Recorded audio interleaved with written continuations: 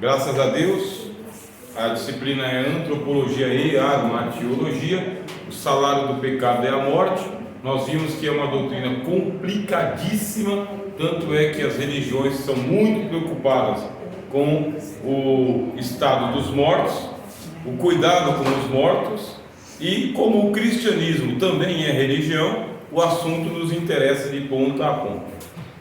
Agora nós temos a grande vantagem de que nós temos um livro, que é o Novo Testamento, e que fala desse assunto com mais clareza e por mais vezes do que o Velho Testamento. O Velho Testamento fala, mas não fala com a mesma clareza que o Novo Testamento. Então o nosso livro, que é o Novo Testamento, fala desse assunto. Agora ele fala e tem que ser entendido pela teologia sistemática, tá bem? Então começa como? Começa lá com a primeira ressurreição que a gente encontra. Por que ressurreição? Tá bom, morreu. O que diz o judaísmo, chamado judaísmo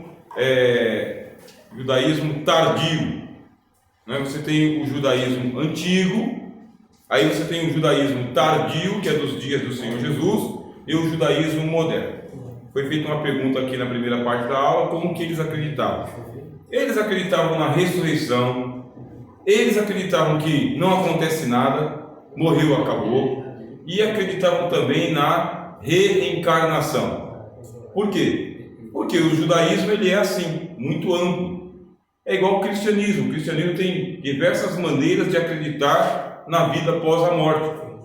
Você vai para o cristianismo católico, do catolicismo romano. O que acontece com a alma quando ela morre? Vai para o purgatório. O melhor dos católicos vai para o purgatório. O que é o purgatório? O estado intermediário da alma, onde a pessoa fica purgando pelos seus pecados, e é necessário que sejam feitas oferendas em favor dessa alma, que são rezas, velas, votos, promessas, missas, novenas, trezenas, dezenas, o que tiver que ser oferecido pelos mortos. Então os familiares do lado de cá ficam com aquele remorso e cuidando da alma do morto, até que um dia ela sai do purgatório e ela vai para o paraíso. Isso aí é uma doutrina católica. Como que ele sabe que a alma foi do paraíso? Não sabe, né? Não sabe. Ignorância. Uma outra hipótese são os beatos. Os beatos são aquele católico que foi santo durante a vida. Na hora da morte, ele foi beatificado porque ele viu o santo apóstolo Pedro na porta do céu, do paraíso. Então, os santos, né? Eles são aqueles responsáveis em levar a alma para o céu. Não é bem Jesus. Tem uma beatificação e fica junto com os apóstolos também. Pronto, foi beatificado. E os outros estão no purgatório. E no purgatório esperando os favores de Maria, os rogos de Maria, né? Rogai por nós, os pecadores, agora e na hora da nossa morte. Amém. Quantas Ave Marias? Um Pai Nosso, 10 Ave Marias. Um Pai Nosso, 10 Ave Marias. 10 Pai Nossos, 100 Ave Marias. Durante uma vida, com velas, rezas e... Você encomendou a missa? Não. Esqueci de encomendar a missa no 7º dia. E vai ter que pagar pela missa. Tem que ir lá encomendar a missa lá no 7º dia. No dia de finados, tenho que ir lá visitar lá o túmulo do morto e fazer as rezas e as velas, etc e tal. Cuidado. A igreja oriental grega também tem esse cuidado pelos mortos, tá bem? A igreja adventista fala do sono da alma.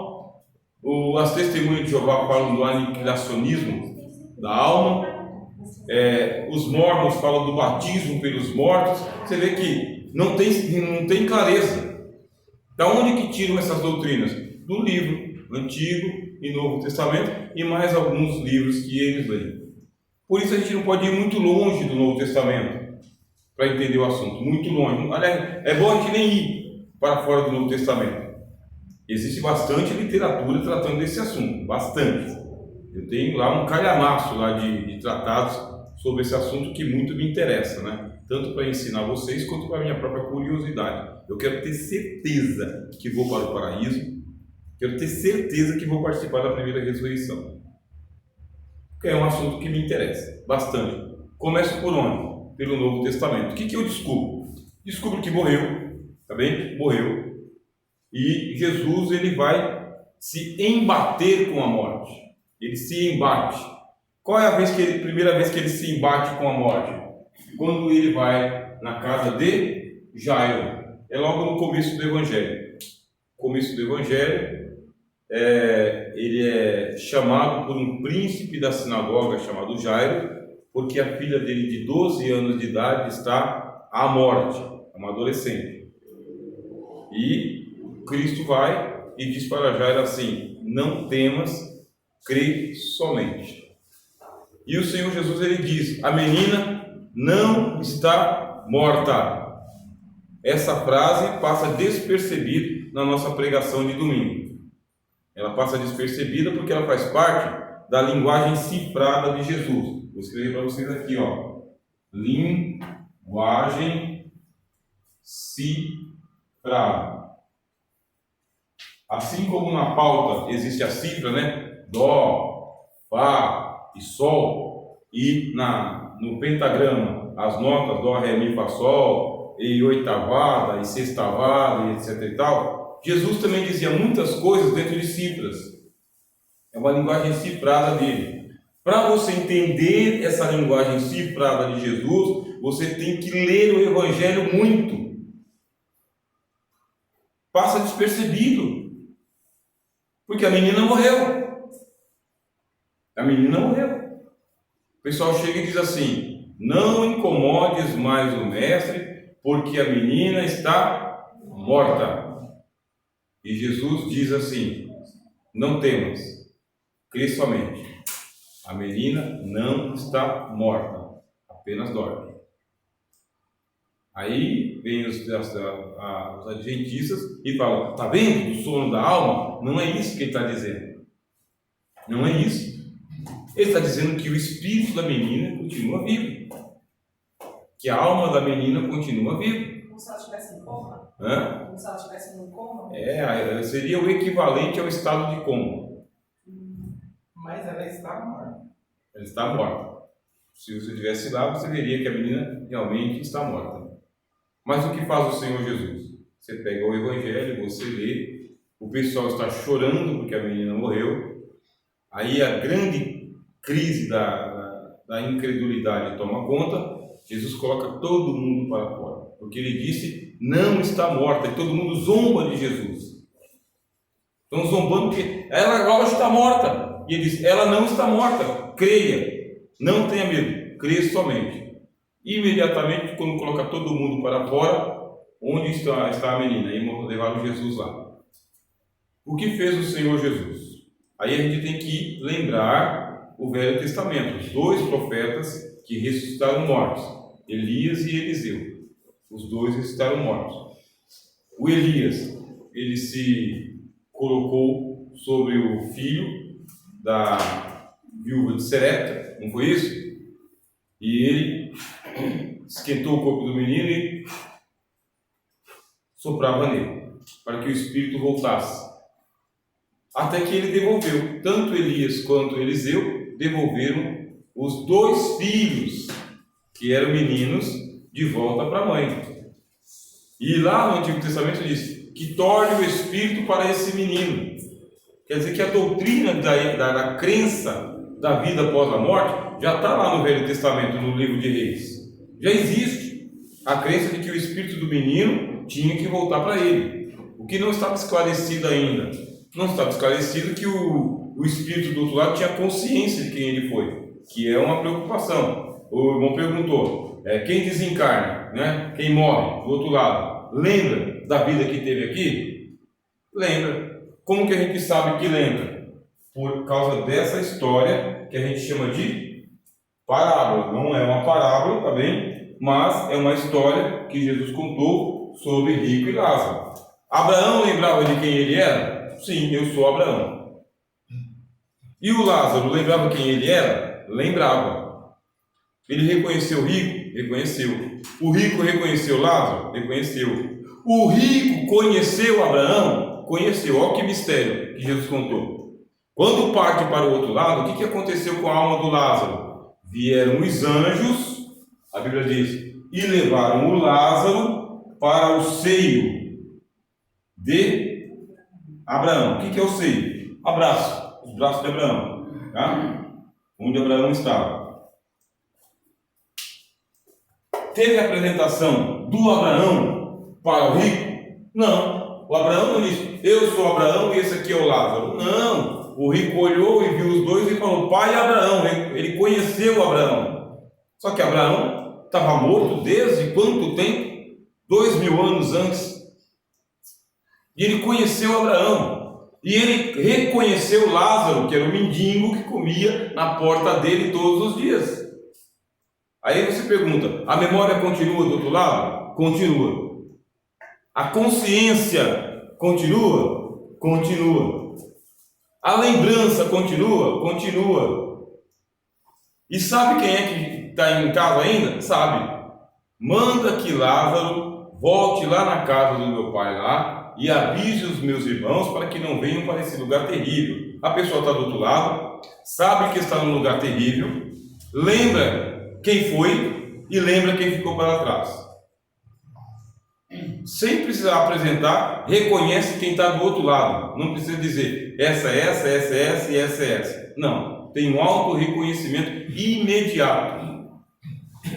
Quer dizer que ele está no outro mundo. E quem foi que contou a história? O Cristo, o Senhor Jesus.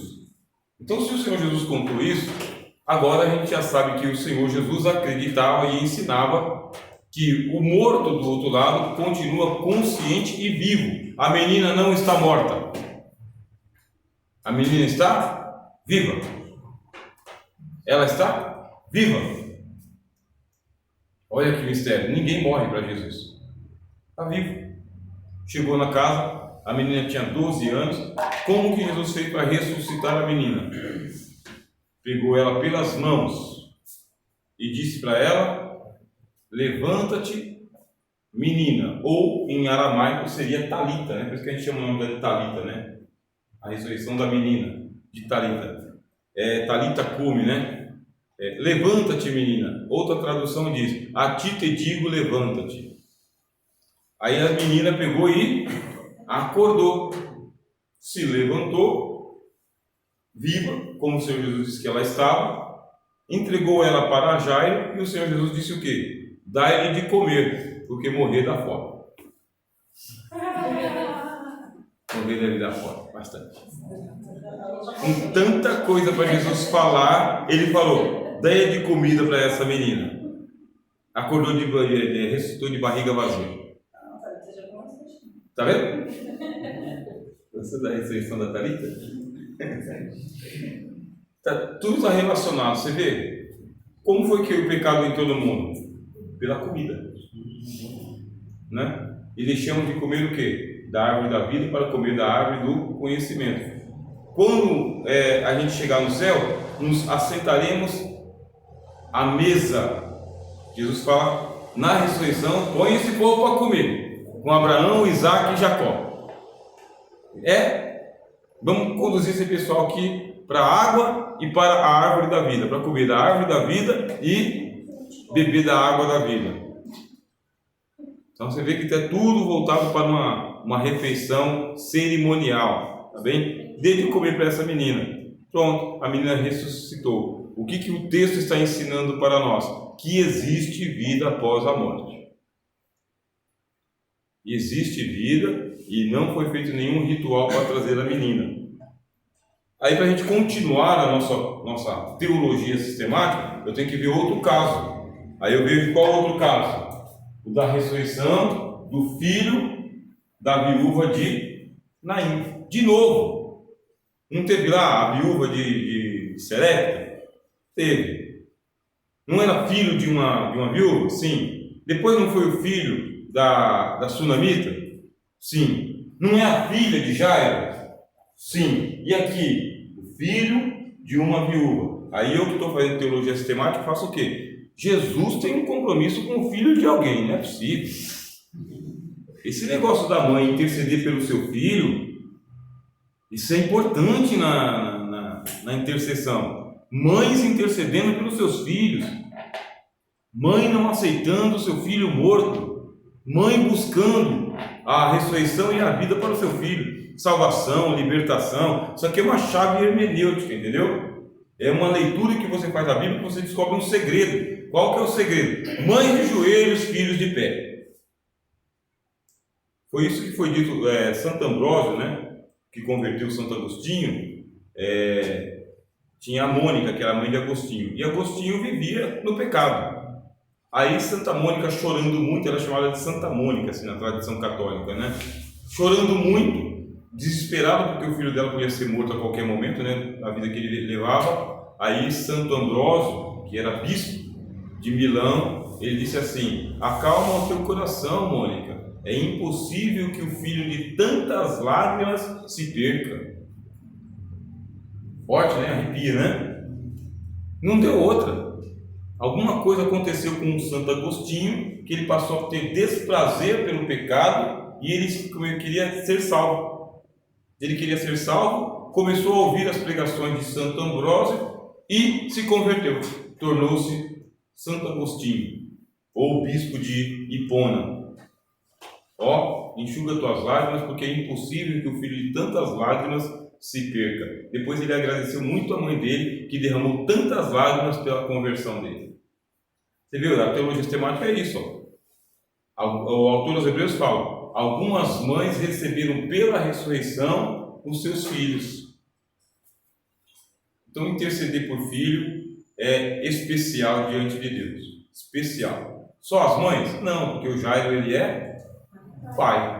Então o pai, vendo que a criança dele está indo à morte, ao invés de ele entregar, né, que o diabo que te carregue, o que ele fala? Sai daqui, pega ruim, peste. Não, nem nada de amaldiçoar filho. Nada de chamar praga do inferno.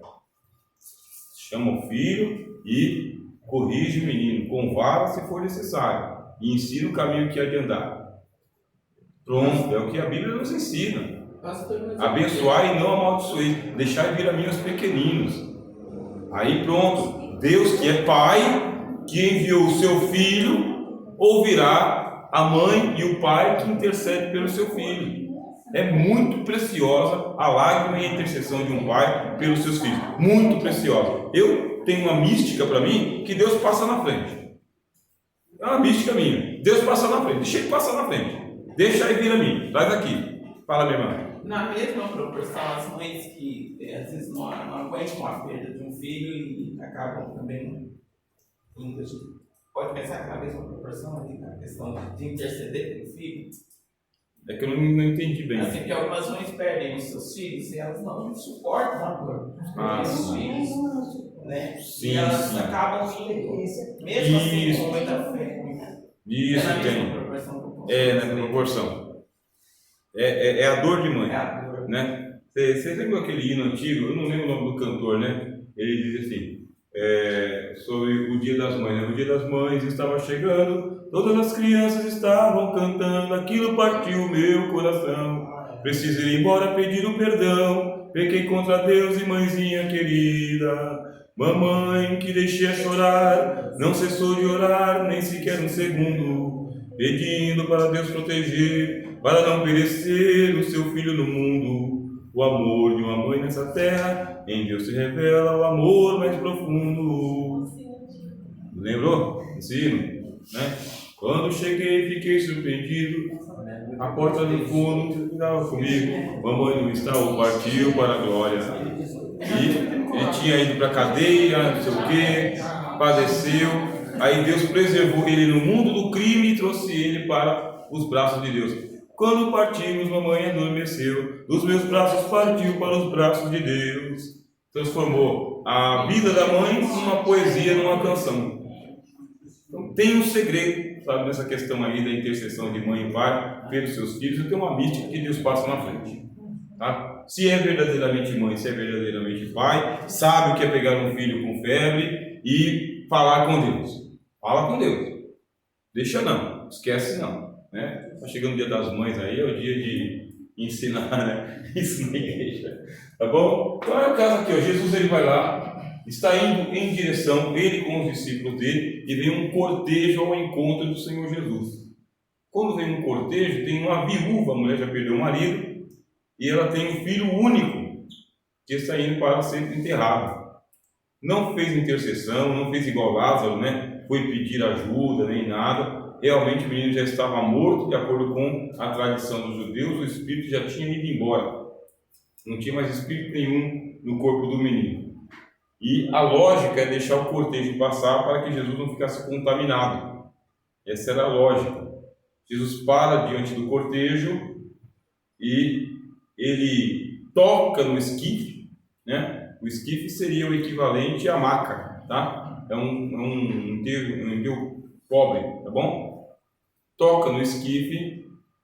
Quando toca no esquife é um escândalo, né? Porque ele tocou no esquife, ele parou o cortejo, vai ficar contaminado, não podia, tá bem? O corpo do morto contaminava os parentes. Então os parentes tomavam conta do corpo do morto, ficavam contaminados, e os familiares todos iam embora e se purificar, e a família ficava ali no luto, porque o luto é uma contaminação. Jesus tocou no esquife e ele falou ao mancebo. Você pode ler o texto. Ele falou ao mancebo. Mancebo era alguém, na tradição judaica, entre 13 e 30 anos, bem? Entre 13 e 30 anos é um mancebo, mais ou menos. Disse ao mancebo: levanta-te. Está morto. O espírito já não está mais no menino. Aí Jesus disse: levanta-te, mancebo. Ele não tinha dito lá, Talita cum, levanta-te, menina? Agora ele disse: levanta-te ao mancebo. E o mancebo se levantou na maca, no esquife, se levantou, e Jesus o devolveu para sua mãe. Mais uma vez a gente está na doutrina direta de que existe vida após a morte, e que Jesus só precisa falar isso ao morto. Jesus dá ordem aos mortos.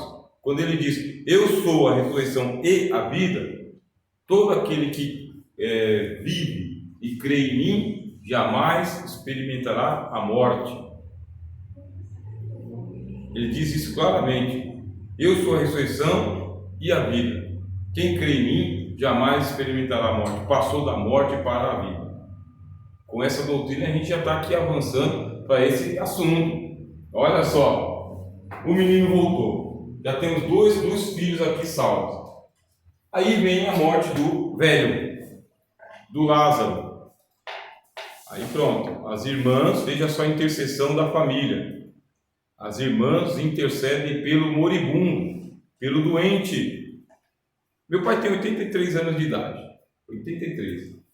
Lá, mais ou menos, lá por volta do ano 1998, 99, se eu não me engano, meu pai teve uma crise de um enfisema pulmonar.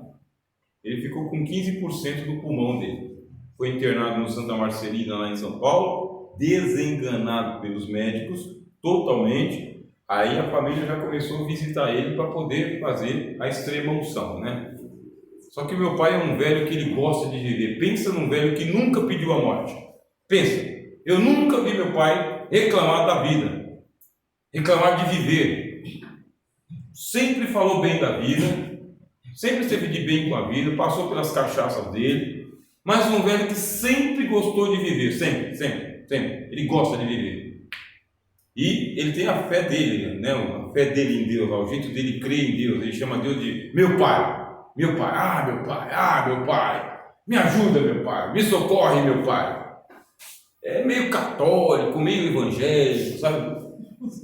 Mas ele sempre fala. Quando eu era pequenininho, assim, menor que o Adriel, que eu tinha 6 anos, eu perguntei: pai, o que tem lá em cima, no céu? Ele falou: o Pai Celestial.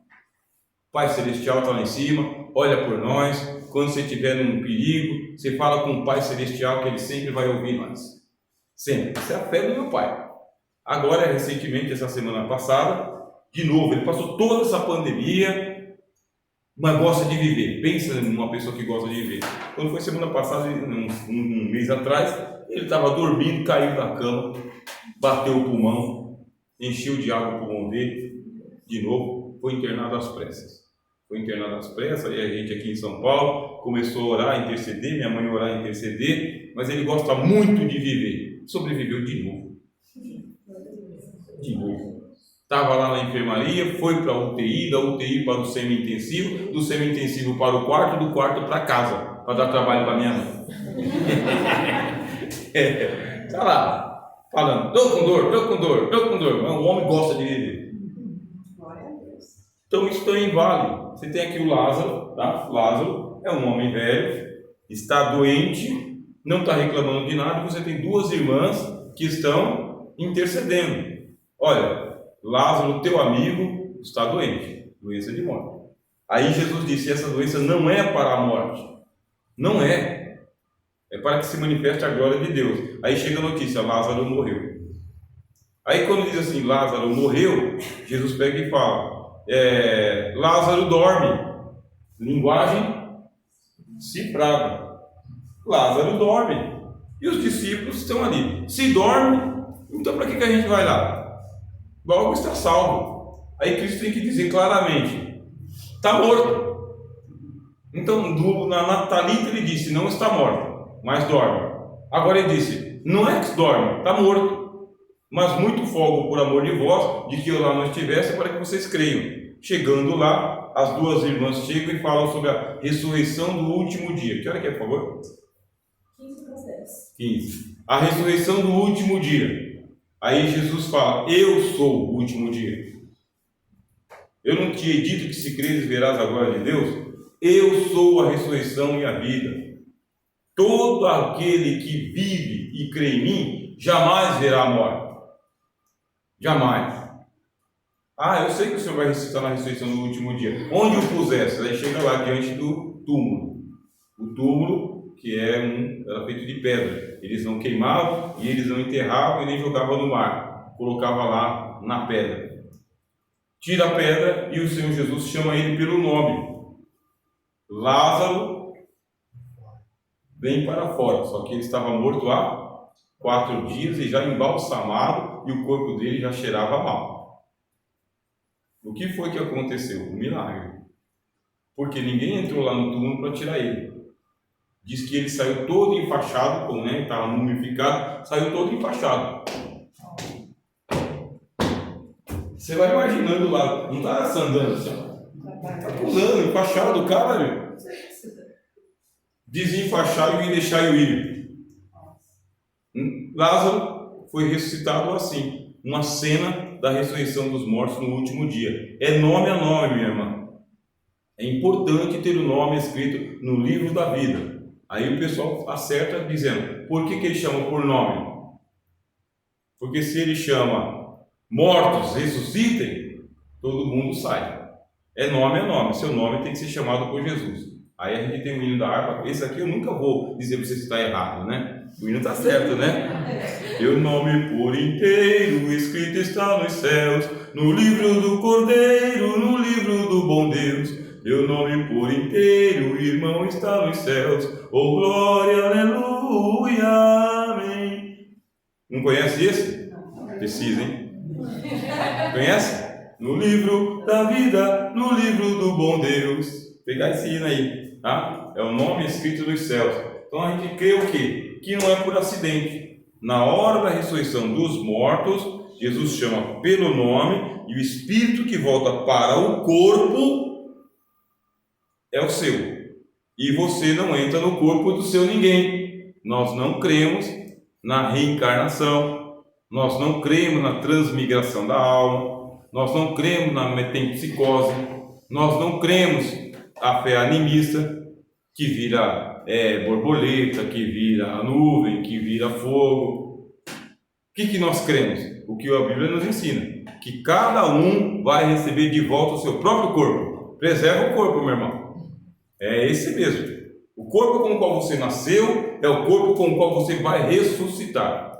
Paulo disse, semeia-se corpo animal e recolhe-se corpo espiritual. Semeia-se em fraqueza e recolhe-se em fortaleza. Semeia-se em ignomínia e recolhe-se em glória. O mesmo corpo. Esse aqui. Eu cuido dele. Por quê? Por causa que eu vou ter que viver nesse corpo por todos os séculos dos séculos. Amém. A Talita voltou para o corpo dela. O menino voltou para o corpo dele. O Lázaro voltou para o corpo dele.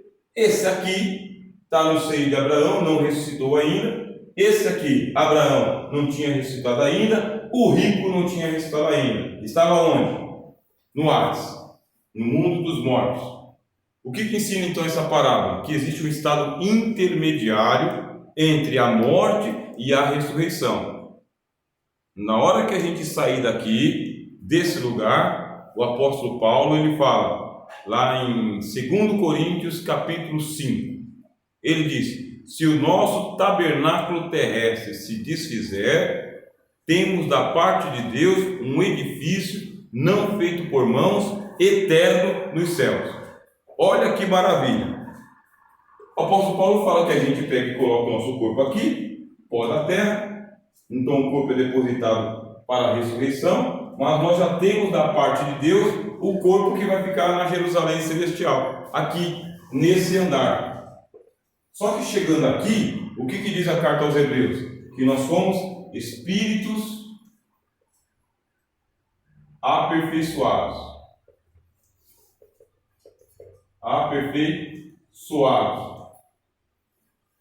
Apenas espíritos.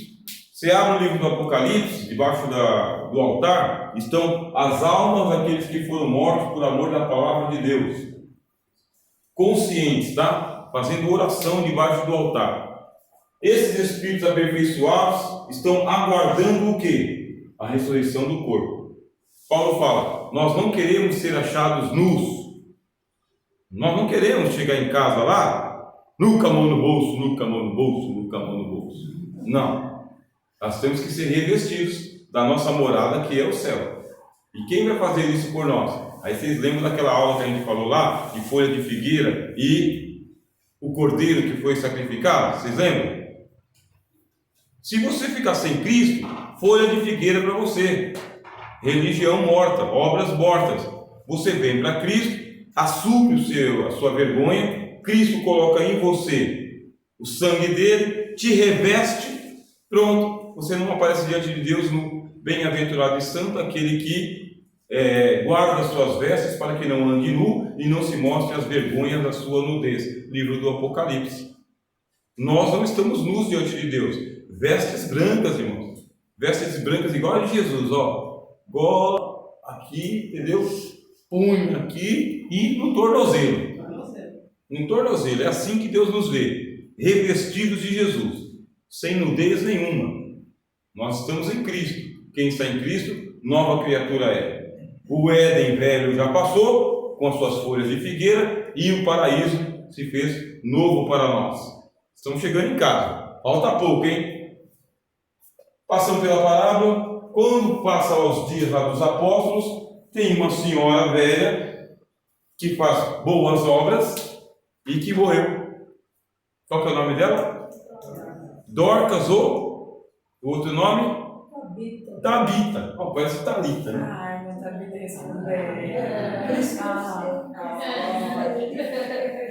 Uma senhora que servia os santos com os seus bordados, né? Servia os santos, lavava o pé aos santos, cuidava bem dos santos. Morreu.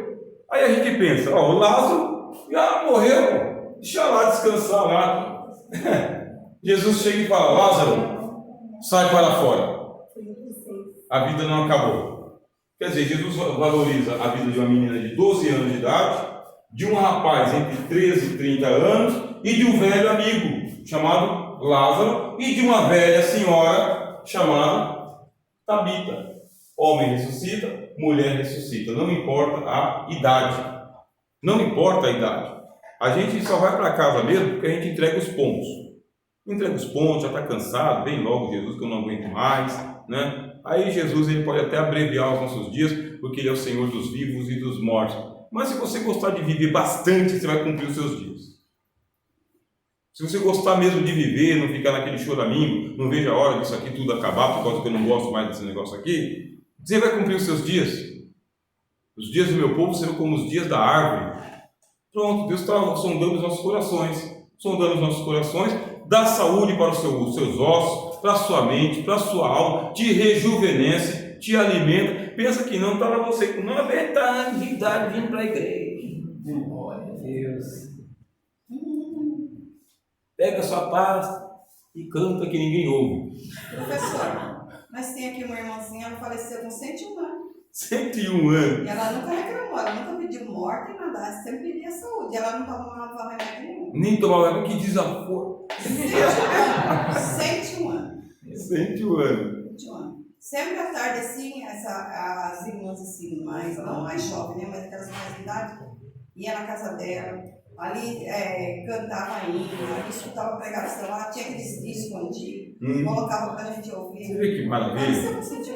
É bem romântico, é bonito, né? Sentiu. É bonito, gente que gosta de ser crente, gente que gosta de igreja, gosta de Jesus, gosta de viver, sabe que a vida tem um monte de sabores, mas a gente tem Jesus. Quem tem Jesus tem tudo, quem não tem, não tem nada, né? Ressuscitou a mulher para continuar lá abordando para os santos, né? Um desafio, né? Mas ela voltou. E depois a gente tem a ressurreição de Paulo, que é hipoteticamente Paulo, quando ele fala que ele foi aos céus, no paraíso, e ouviu coisas inefáveis. Os teólogos entendem que naquela hora que ele foi apedrejado lá em Damasco, ele foi morto, porque foi uma lapidação. Ele foi apedrejado até a morte. É como o texto não diz, fica subentendido, tá bem? O que é interessante? Ele diz que se do corpo, se fora do corpo, eu não sei. O que ele mostra pra gente? Que do outro lado da vida tem vida. Tem um céu para cima de nós, com 3 andares. Um paraíso. Quer dizer, se tem um paraíso para cima esperando o Rogério, por que o Rogério vai pedir o inferno? Me responde. Se tem um paraíso com 3 andares, por que razão que eu vou vender a minha alma para o diabo? Entregar para o pecado, buscar a morte, me suicidar, tiro na cabeça, veneno, cortar o pescoço, me jogar diante de um caminhão?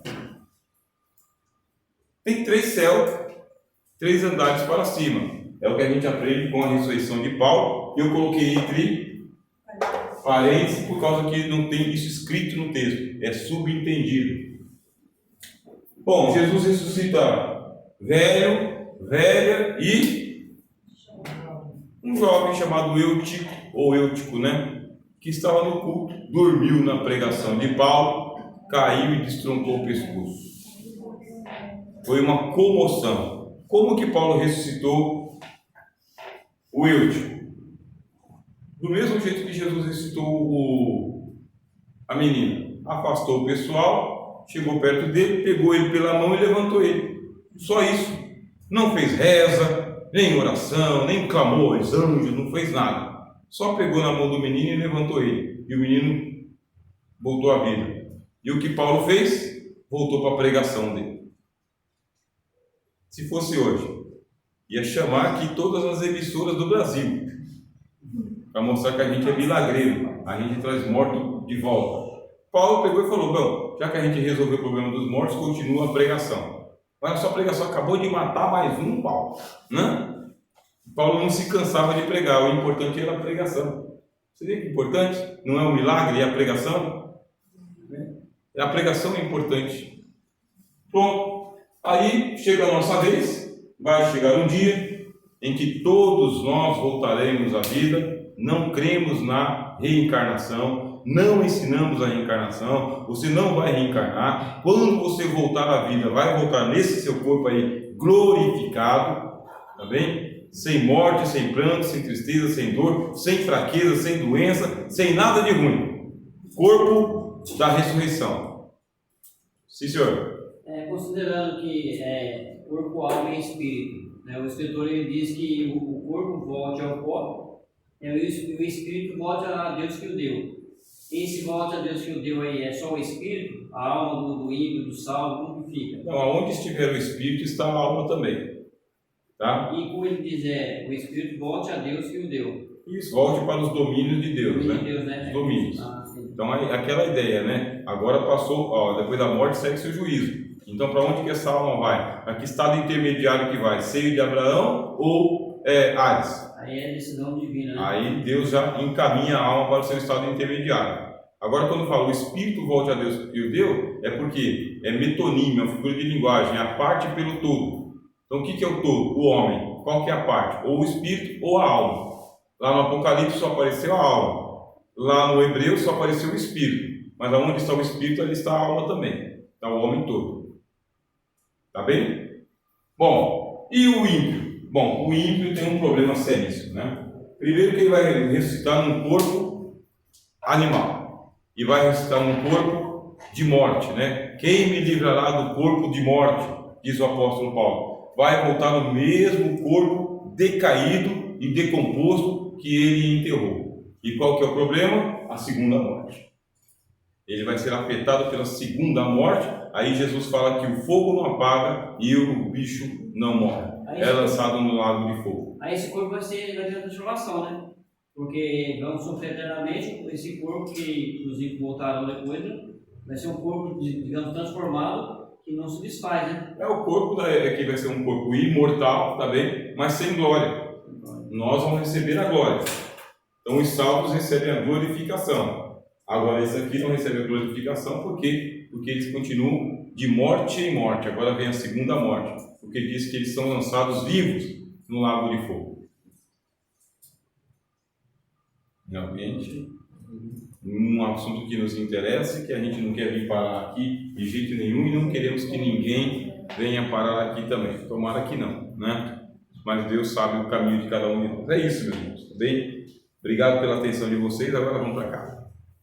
Agora deixa eu para casa.